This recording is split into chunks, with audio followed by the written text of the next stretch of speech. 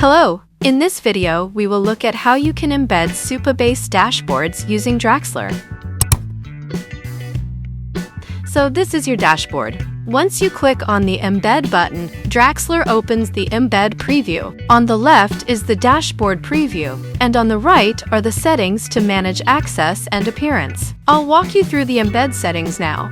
The first option is Allowed Domains, where you can define which domains the dashboard can be embedded in.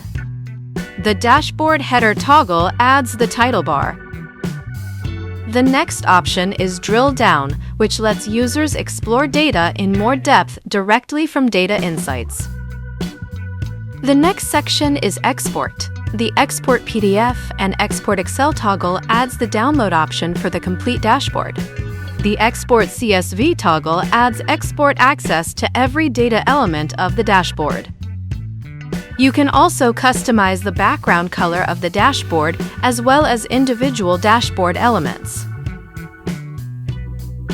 Next is Dashboard Filters, which lets you control the filters visible to users in the embedded dashboard. You can also switch between desktop and mobile to preview responsiveness. Once everything looks right, copy the embed code and add it to your product. I'm using a dummy file here to demonstrate the embedded view. Here's how the dashboard appears when embedded.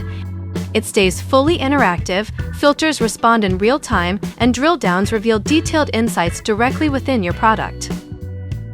And that's a quick look at how Draxlr makes it simple to embed Supabase dashboards directly into your product. Thanks for watching.